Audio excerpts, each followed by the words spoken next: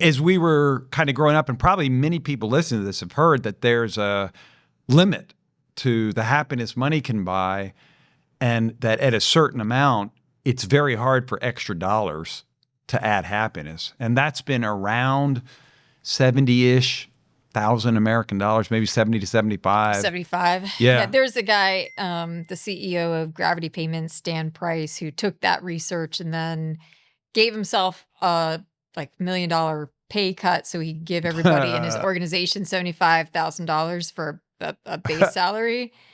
Sorry, Dan. Yeah. Well, so he read the old research. Well, yeah, he did read the old research, and he got a lot of publicity out of it. Right. So I'm not sure that it's really sorry, Dan, at that point.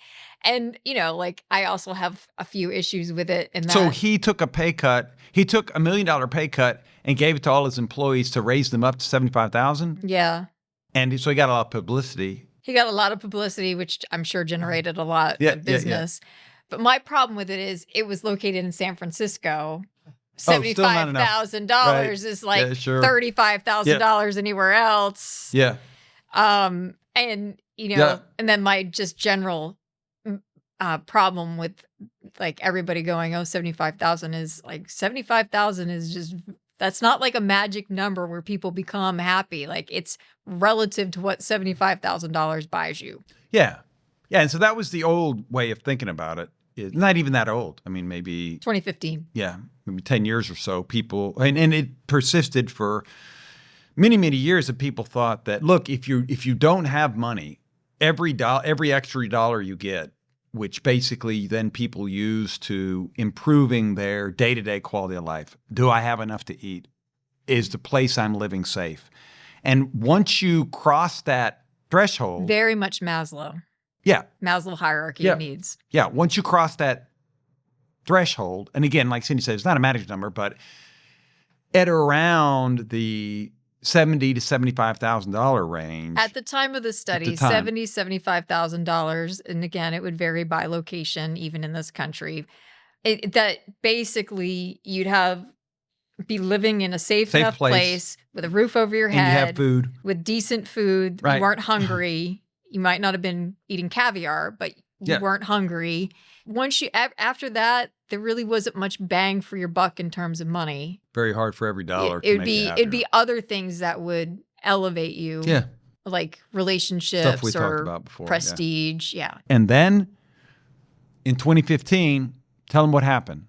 Or you want me to tell them? You do it. All right. And so for a long time, a guy named, I think his name was Easterlin, Esterlin, I forget his first name, but he basically was the one that first postulated this link, that there's a plateau of how much money it takes to be happy, and every dollar up to that point does make you happier, but then it kind of flattens out. And so Daniel Kahneman, who will go on to win a Nobel Prize in economics, and Angus Deaton, who has a Nobel Prize, I think, also in economics, two Nobel laureate, or sorry, did I say that right?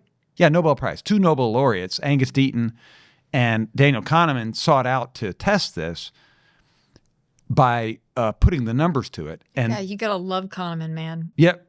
And so they did this research study, and they proved, okay, this is right. There's a plateau. It's about $75,000. And so people put it to bed.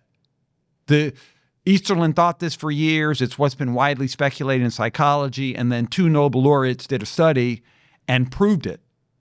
No more money doesn't buy happiness past about $75,000, more or less, in American dollars at the time. This is not the end of the story.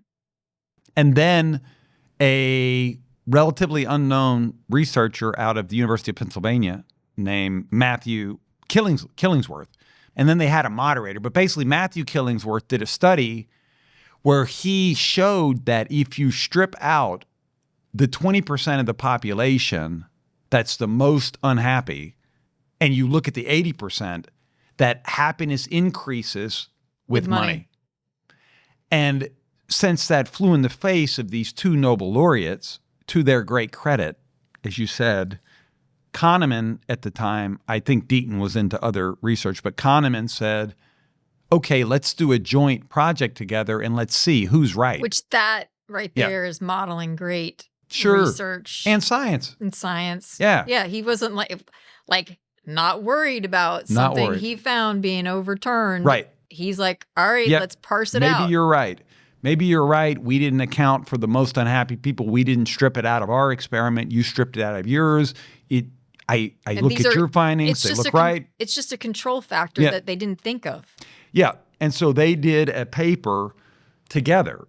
Killingsworth, who's unknown, and Kahneman, who's probably the most famous psychologist in the world in the last 50 years. Is that he's fair? Just amazing. Yeah. They do this joint project, an unknown and a legend, and the unknown guy was right. It appears that when you strip out the most unhappy 20%, which the scientific word for stripping out is controlling. When you control for the most unhappy 20% and you just look at the 80%, most people become happier the more money they have. And I know some people are going to hate to hear this, the more you have, the happier you are. And or said differently, there doesn't appear to be a limit. And so that is, counter to what we've been told, and what a lot of people think and want to think. Right. Because people who don't have money would like to, to some degree, you don't know what you're missing. So and there's problems with money. Basically, the basic of it being, as they said, I forget the guy who wrote The Have and the Have Yachts. It's a guy who writes for the New Yorker. He wrote his book called The Have and the Have Yachts. And in the article that then became a book. Is that the one where they're in like the race for the bigger yacht? Yeah. And he says basically anybody who owns a yacht, this is tongue in cheek, but like you're never happy because as soon as you get the biggest yacht, somebody else gets a bigger yacht. The sheik next door. And now you need to have more people. Evan Osnos. Yeah, wrote a good book about the have and the have yachts. And so there are all kinds of problems with, well, that's not true. There's not all kinds of problems with money. So I don't want to bury the lead. I think it's fair to say, and this is no big deal to you because you've believed this all along. Yeah, not startling to me at all. I wish this wasn't true for me. I kind of liked it the old way where but hey, it's science. It's the march of science. This most recent finding that money, and I think it's likely to be stable. I think that this finding is likely to not be overturned. It has face validity to you based on lived experience. Yes. Cindi and I are not saying the lesson from this podcast is to go out and chase money at the exclusion of other things in life that are meaningful to you. But here's what we are saying. Money actually matters. We've talked about this at some length. We believe in our worldview for a variety of reasons, but we believe money enables freedom.